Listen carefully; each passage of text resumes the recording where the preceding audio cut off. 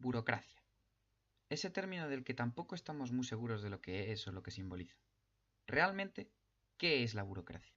Según la RAE, por ejemplo, la burocracia se correspondería con la organización regulada por normas que establecen un orden racional para distribuir y gestionar los asuntos que le son propios.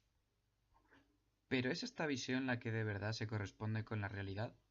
¿Es lo que piensan las personas cuando le preguntas por lo que es una burocracia? Chema es un joven estudiante que acaba de terminar la carrera. Le hemos preguntado qué opina del funcionariado y la respuesta no ha sido, la verdad, muy esclarecedora. Nos dice que lo que más se corresponde con la burocracia podría ser la organización, o tal vez fuera el sueño, o tal vez fueran los papeleos, o las colas que hay que esperar, o los servicios que prestan. Por lo tanto, ya no es solo que no entendamos lo que es o no es la burocracia, sino que no sabemos si es algo bueno o algo malo. Y es que tanto el concepto como la percepción de esta ha ido cambiando a lo largo del tiempo. Así que empecemos por el principio. Empecemos por Max Weber. Max Weber fue un pensador alemán que vivió entre 1864 y 1920. Se le considera uno de los padres de la sociología, y desarrolló una amplia teoría sobre lo que es la burocracia, y cómo el mundo, a lo largo del tiempo, se está burocratizando cada vez más.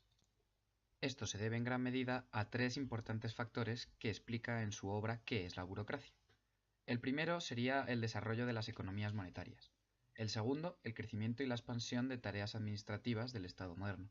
Y el tercero, la superioridad de la burocracia frente a los modelos corrientes de organización. Y esto viene dado por la evolución histórica.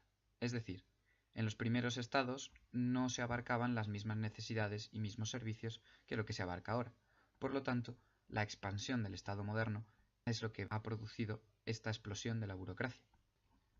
Pero volviendo al proceso histórico, lo que de verdad nos importa ahora es la idea del vasallaje. La idea del vasallaje se ha desarrollado a lo largo de la historia de diferentes maneras. Esta se corresponde con la idea de que un siervo o súbdito presta unos servicios determinados a un jefe o un superior.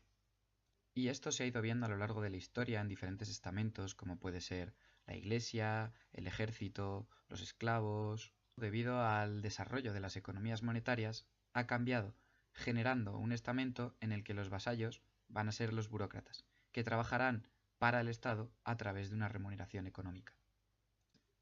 Al ser el Estado el que tiene el poder y, por lo tanto, la relación de vasallaje, es este el que también está reglamentado. Es decir, las leyes van a ser las que determinen el trabajo que van a desempeñar los burócratas y cómo se va a desenvolver en el ámbito del trabajo. Esto nos va a dejar una idea de burócrata basada en tres características principales. La primera será el límite que interponen las leyes, la segunda, el control que ejerce la administración, y la tercera, la especialización y profesionalización de los participantes y de los burócratas. De estas características luego se podrían derivar otros puntos importantes, como podría ser el carácter formal de las comunicaciones, la meritocracia o la racionalidad en la división del trabajo. Estos puntos, según Weber, lo que nos llevan es a entender una burocracia como elemento más eficaz y responsable para administrar un Estado. Pero no todo es perfecto en la teoría de Weber. De hecho, el problema es cuando se lleva a la práctica. Y es esto lo que han utilizado pensadores como Merton o Crotzier para criticarle. En lo que se basa la crítica de Merton es en transponer los valores que establece Weber y llevarlos a un campo en el que no son del todo útiles. De esa manera pasamos de los elementos que hemos hablado antes, que pueden ser el control y la especialización, a otras características que pueden ser consideradas un tanto peores, como podría ser la impersonalidad y la centralización. La crítica de Merton lo que se transpone generalmente es en la idea de que hay una impersonalidad y un aislamiento de la clase burocrática. Merton establece que existe una impersonalidad de la clase burocrática en el sentido de que se aísla. El burócrata tiende a aislarse tanto de la parte superior como de la parte inferior, ya que su trabajo, generalmente, será a tiempo fijo, su salario será bueno, y lo que tenderá es a cierto ritualismo por su trabajo. Lo que podríamos considerar como una psicosis profesional, es decir, el funcionario está creado o generado o especializado en una determinada tarea, y de esa le cuesta salir.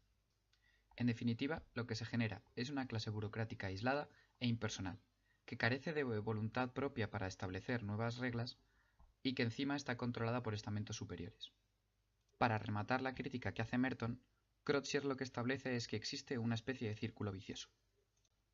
En definitiva, podríamos partir de la impersonalidad como punto fundamental. Esta se otorga debido al control y aislamiento que produce la centralización de las decisiones. Y esa centralización de las decisiones genera un malestar frente a la población, lo que, en definitiva, necesita de aún más control, generando el círculo vicioso que propone Crottier. Esto, que puede parecer muy complicado, sucede en la sociedad actual. Sí que se genera una impersonalidad. Pero si valoramos lo positivo y lo negativo del régimen burocrático, supongo que lo positivo pesaría más que lo negativo, ya que por un lado tenemos unos burócratas que otorgan unos servicios, trabajan para el Estado, y por la parte negativa encontramos casos en los que hay cierta impersonalidad o el ritualismo les lleva a generar un malestar entre la administración o unas relaciones de poder paralelas, pero aún así son necesarios para el desarrollo de la sociedad. Tampoco hay que hacerse la idea de que los funcionarios son todos unos superhéroes y que nos salvan del mundo. En verdad, la idea con la que nos deberíamos quedar de los funcionarios es básicamente que son personas normales. De hecho, a modo de conclusión, creo que podíamos concretar para explicar a nuestro amigo Chema que los burócratas son simplemente un grupo de personas que trabajan para el Estado, ofreciendo una serie de servicios. Hay que tener en cuenta también que son gente preparada y especializada, que entran en razón de mérito y que tienen un trabajo remunerado, normalmente fijo. En cuanto a lo negativo de la administración, sí que podríamos hablar tal vez de una impersonalidad, de una centralización. Es decir, que el control de la administración superior desvirtúa de cierta manera el trabajo del burócrata, generando sobre todo un aislamiento, que al final lo que hace es perjudicar al consumidor o al resto de la población.